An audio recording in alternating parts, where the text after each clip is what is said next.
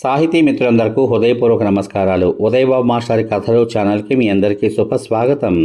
ఈరోజు ఈ కార్యక్రమంలో సీనియర్ కథా రచయిత శ్రీ కొత్తపల్లి ఉదయబాబు రచించిన లేడీ సింగర్ ధారావాహిక 57వ భాగం విందాం. అయితే 56వ భాగంలో చివరి వాక్యాలను కొన్ని చదువుకుని కథను గుర్తు చేసుకుని అప్పుడు 57వ భాగంలో ప్రవేశిద్దాం. శ్రీకృష్ణ కాలనీలో మెయిన్ బజారు షాపులు చూసి కావలసిన సరుకులు తీసుకుని తాను గుర్తుపెట్టుకున్న జాగ్రత్తల ప్రకారం ఇంటికి క్షేమంగా వచ్చేశాడు. తర్వాత ప్రభ శ్రీకృష్ణ కూర్చుని కబుర్లు చెప్పుకుంటూ భోంచేశారు. ఆవిడ ఎన్నెన్నో వివరాలు అడిగితే శ్రీకృష్ణ ఓపిగ్గా అలా చెబుతూనే ఉన్నాడు. శ్రీకృష్ణకు వంట చేయడం వచ్చు అని తెలుసుకున్నాక ఆవిడ ఇంట్లో ఎక్కడెక్కడ ఏ వస్తువులు ఉన్నాయో శ్రీకృష్ణకు చూపించింది. శాస్త్రి గారు లేచి భోజనం చేసి మళ్లీ నిద్రపోయారు. తీసుకు వెళ్లవలసిన లగేజీ అంతా సర్దుకుంది. 2 ఆడపిల్లలు, పెద్ద పాప యూకేజీ చదువుతోంది, చిన్న పాప ఏడాది పాప. సాయంత్రం చిరంజీవి తొందరగానే ఆఫీస్ నుంచి ఇంటికొచ్చేశాడు. కార్యక్రమం ప్రకారం 1 గంట ముందే చిరంజీవి దంపతులు అన్ని జాగ్రత్తలు చెప్పి స్టేషన్కి వెళ్ళిపోయారు. శాస్త్రి గారు టిఫిన్ చేసేసి మళ్లీ నిద్రపోయారు. వాళ్ళు వెళ్ళిపోయాక శ్రీకృష్ణ తలుపులన్నీ జాగ్రత్తగా వేసి నిద్రకు ఉపక్రమించాడు. అంతలో ఫోన్ మోగింది. శ్రీకృష్ణ ఫోన్ ఎత్తలేదు. చూస్తే ఆమె ఫోన్. నిన్న రాత్రి ఫోన్ చేస్తే తీయలేదు అని సందేశం పంపించింది. అవును, ఇప్పుడే పడుకుంటున్నాను, రేపు చెయ్యండి, తప్పకుండా మాట్లాడుకుందాం. శ్రీకృష్ణ తిరుగు సందేశం పంపేసి ఫోన్ స్విచ్ ఆఫ్ చేసేసి ప్రయాణపు బడలెక్కతో ఉన్నాడేమో నిద్రలోకి జారిపోయాడు. ఇప్పుడు 57వ భాగంలోకి ప్రవేశిద్దాము. మరి మర్నాటి ఉదయమే శాస్త్రి గారు కొంచెం ఆలస్యంగా నిద్ర లేచేసరికి శ్రీకృష్ణ కాఫీ తయారు చేయడానికి సిద్ధంగా ఉన్నాడు. బాగా నిద్ర పట్టిందా అండి అని అడిగాడు. అలవాట్లేని ప్రయాణం కదా, కొంచెం ఒళ్ళు నొప్పులుగా ఉంది, అందుకే అంతలా నిద్రపోయాను అన్నారాయన. ఆయన నిత్యం వేసుకునే మందు బిళ్ళలు వేడిగా కాఫీ ఇచ్చాడు శ్రీకృష్ణ. ఇది మనకు మంచి అవకాశమే నాన్నగారు. ఒక ప్రణాళిక ప్రకారం మనం వెళ్ళవలసిన వాళ్ళ ఇళ్లకు వెళ్ళి వచ్చేస్తే ప్రధానంగా వచ్చిన పని అయిపోతుంది అన్నాడు శ్రీకృష్ణ. అవును, ఇంత ఏదో వండుకు తినేసి వెళ్ళిపోతే ఏకంగా సాయంత్రానికి వచ్చి పడుకోవచ్చు అన్నారాయన. అయితే మీరు స్నానం చేసేసి దీపం పెట్టేసుకోండి, నేను వంట పూర్తి చేసేసి రెడీగా ఉంటాను. దానికన్నా ముందు మనం ఇక్కడికి వచ్చినట్లు ప్రభుదేవ్ అంకుల్కి, ఆమని అక్క వాళ్ళ నాన్నగారికి ఫోన్ చేసి చెప్పండి. వాళ్ళు ఎప్పుడు రమ్మంటే అప్పుడు వెళ్దాం అని శ్రీకృష్ణ కిచెన్ పనిలో పడిపోయాడు. మంచి ఆలోచన, అలాగే అని ఆయన ఫోన్ బుక్ అందుకున్నారు. ముందు శారదాంబ గారికి ఫోన్ చేసి చిరంజీవి తిరుపతి వెళ్ళినట్లు చెప్పారు. అలాగా, ఏదైనా హోటల్లో రూమ్ తీసుకుని ఉండాల్సింది అన్నారావిడ. తీరా ఇంటికి వచ్చేశాక చెప్పాడు ఆ మాట. స్టేషన్లో తెలిస్తే ఆ పనే చేసేవాడిని అన్నారు శాస్త్రి గారు. మళ్ళీ ఆ వెర్రివేధవకి వంట తప్పలేదన్నమాట. అయినా కొన్ని నాకన్నా వాడే బాగా చేస్తాడులేండి. జాగ్రత్త, ఎక్కువగా తినేసి లావైపోయి వస్తే నేను గుర్తుపట్టలేను నవ్వారావిడ. మాట్లాడతావా వాడితో అడిగారాయన. వద్దులేండి, మాట్లాడాలనిపించినప్పుడు వాడే చేస్తాడు, ఆరోగ్యం జాగ్రత్త అన్నారావిడ. శంకర్ శాస్త్రి గారి కంఠం వింటూనే ఆయన ఉబ్బిదబ్బిబ్బైపోయాడు. ఎక్కడ దిగారు సార్ అని ప్రశ్నించాడు. శాస్త్రి గారు చెప్పారు. అలాగా, నేను ఉండేది మెహదీపట్నం సార్, నేను ఆఫీస్కి వెళ్ళేటప్పుడు మీకు వచ్చి కనబడి వెళ్తాను అన్నాడు ప్రభుదేవ్. ఆ తర్వాత ఆయన ఆమని తండ్రి లచ్చపండు మాస్టర్కి ఫోన్ చేశారు. ఆమెనే ఫోన్ తీసింది. తాము ఉంటున్నది చిక్కడపల్లిలో వినాయకుడి గుడి పక్క సందులో అని, మెహదీపట్నం నుంచి డైరెక్ట్ బస్సు ఆర్టీసీ క్రాస్ రోడ్స్కి ఉందని, వచ్చే ముందు ఫోన్ చేయమని, తన ఆరోగ్యం బాగుందని, ఫణిధర్ 2 రోజులు సెలవు పెట్టి తను చూడ్డానికి వచ్చి ఇక్కడే ఉన్నాడని, శాస్త్రి గారు అడిగిన ప్రశ్నలకు అన్నింటికీ సమాధానం చెప్పింది. శ్రీకృష్ణకు ఇక్కడ కూడా వంట పని తగిలిందా అని జాలిపడింది. శ్రీకృష్ణతో తాను తర్వాత మాట్లాడతానని చెప్పి ఫోన్ పెట్టేసింది. ఆ తర్వాత ఆయన కృతి తండ్రి గారికి ఫోన్ చేశారు. ఆయన తమ ఇంటికి వారిద్దరిని ఆహ్వానించి లచ్చబండు మాస్టర్ ఇంటికి తమ ఇల్లు దగ్గరేనని, తాము చిక్కడపల్లి త్యాగరాయ భవనం వెనుక సందులో ఉంటున్నామని మరీ రమ్మన్నారు. ఈ విషయాలన్నీ కిచెన్లోంచి శ్రీకృష్ణ వింటూనే ఉన్నాడు. ఆయన స్నానం దీపారాధన పూర్తి చేసి వచ్చేసరికి దోశలు వేసి పెట్టేశాడు తండ్రికి. అదేమిటి, దోశల పిండి ఎక్కడదా అడిగారాయన. ఈ 4 రోజులు మనం ఇబ్బంది పడకూడదని ఆంటీ దోశల పిండి, ఇడ్లీ పిండి సిద్ధం చేసి ఫ్రిడ్జ్లో పెట్టేసి వెళ్ళారు నాన్నగారు. 2 చట్నీలు, 2 పచ్చళ్ళు కూడా చేసేసి పెట్టారు. అన్నం ఒకటి వండుకుంటే సరిపోతుంది అన్నాడు శ్రీకృష్ణ.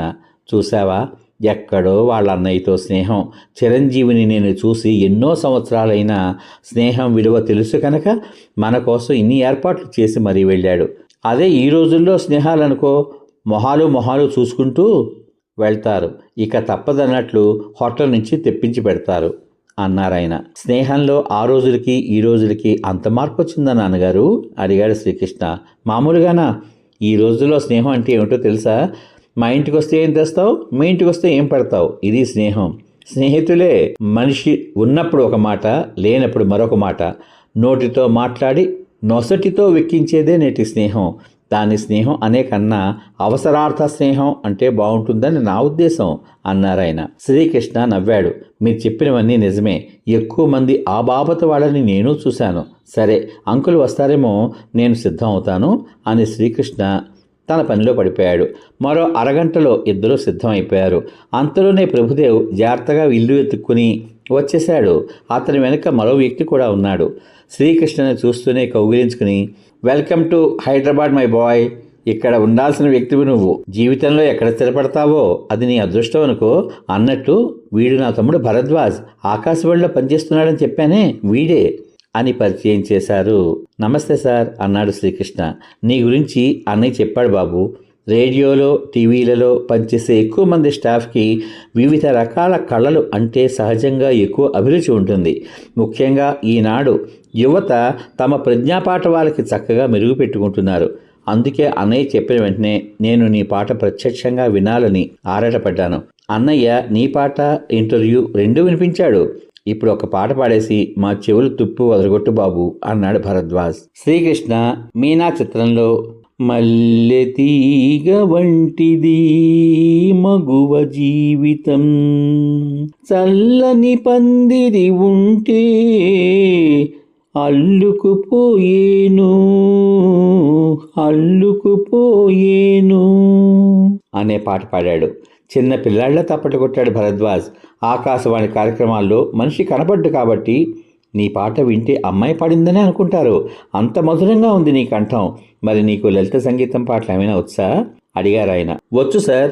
మా సంగీతం మాస్టారు శ్రీమతి పి సుశీలమ్మ తల్లి కంఠము నా కంఠం కూడా కోకిలి గానంలా ఉంటుందని మధుమాసం అన్న పేరుతో ఆయన స్వయంగా రాసి సంగీతం సమకూర్చి 10 లలిత గీతాలు నాకు నేర్పారు. వాటన్నిటినీ కూడా ఒక ఆల్బమ్గా చేసి వారికి గురుదక్షిణగా సమర్పించాలి అని నా కోరిక అన్నాడు శ్రీకృష్ణ. నేను పాడినవన్నీ సినిమా పాటలు, పైగా మ్యూజికల్ నైట్స్ కార్యక్రమాల్లో పాడినవే. నా దగ్గర ఒక్క పైసా కూడా జీతం తీసుకోకుండా నేర్పారాయన. వాటిని నేను పాడి ప్రాచుర్యంలోకి తీసుకొచ్చి ఈ విధంగానైనా ఆయన పేరు నిలబెట్టడం ద్వారా ఆయనకు నా కృతజ్ఞతాభివందనాలు తెలియచేయాలని నా కోరిక సార్. గురువు గారు ఎక్కడ ఉన్నా నా పాట వింటారనే నమ్మకం నాకుంది. ఎందుకంటే ఆయన నిత్యము రేడియోలో లలిత సంగీతం పాటలు వింటారు, అందుకని అన్నాడు శ్రీకృష్ణ. అయితే ఒక లలిత గీతం కూడా వినిపించేస్తే అన్నాడు భరద్వాజ. లలిత సంగీతంలో నాకు శ్రీమతి వేదవతి ప్రభాకర్, విజయలక్ష్మి గారు, సురేఖామూర్తి వంటి గాయనీమణుల పాటలంటే చాలా ఇష్టం సార్. ఇప్పుడు మీకోసం వేదవతి గారు పాడిన ఒక పాట. అమ్మ దొంగ నిన్ను చూడకుంటే నాకు బెంగ అనే లలిత గీతం శ్రీకృష్ణ అప్పటికప్పుడే పాడేశాడు. చాలా బాగుంది బాబు. నేను నీకు ఆఫీస్కి వెళ్ళి ఫోన్ చేస్తాను. బహుశా ఎల్లుండ ఫార్మాలిటీగా టెస్ట్ చేసి రికార్డింగ్ పెట్టిస్తాను. 15 గంట సమయంలో 4 పాటలు పాడాల్సి ఉంటుంది, సరేనా అన్నాడు భరద్వాజ. వాడి కార్యక్రమం ఎల్లుండి అని ఫిక్స్ అయ్యాడు కదా. టీవీ ఇంటర్వ్యూ వీలైతే రేపు ఉదయం 11 గంటలకు ఉండవచ్చు. నేను ఉదయం నిన్ను నాన్నగారిని తీసుకుని అక్కడికి వెళ్తాను. నేను ఆల్రెడీ ఒక ప్రైవేట్ ఛానల్తో మాట్లాడాను.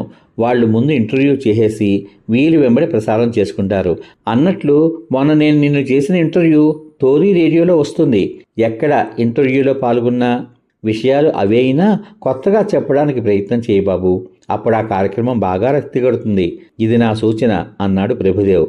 చాలా కృతజ్ఞతలు సార్ అన్నారు శాస్త్రి గారు. మంచి కళను ప్రదర్శింపచేసి వాళ్లలోని టాలెంట్ను ప్రపంచానికి తెలియచేయడమే మా డ్యూటీ సార్. మీరు ఎవరినైనా కలవాలనుకుంటే ఈవేళ కలిసేయండి. ఎందుకంటే రేపు ఎల్లుండా బిజీగా ఉంటారు కాబట్టి. మరి మేము వెళ్ళొస్తాం సార్ అని అన్నదమ్ములిద్దరూ వెళ్ళిపోయారు. శ్రీకృష్ణకి చాలా ఆనందం అనిపించింది. బాగా పాడాలి, చాలా బాగా ఇంటర్వ్యూ చెయ్యాలి అని అనుకున్నాడు.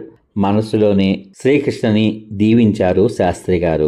సమాప్తం. ఇంతవరకు మీరు సీనియర్ కథా రచయిత శ్రీ కొత్తపల్లి ఉదయబాబు కళ్ళ నుంచి జాలువారిన లేడీ సింగర్ 57వ భాగం విన్నారు. ఈ భాగంపై మీ అమూల్య అభిప్రాయాన్ని వీడియో కింద పొందుపరచమని కోరుకుంటూ మళ్లీ రేపటి భాగంలో సీనియర్ కథా రచయిత శ్రీ కొత్తపల్లి ఉదయబాబు రచించిన లేడీ సింగర్ 58వ భాగం విందాం. అంతవరకు సర్వేజనా సుఖినో భవంతు. శుభమస్తు. స్వస్తి.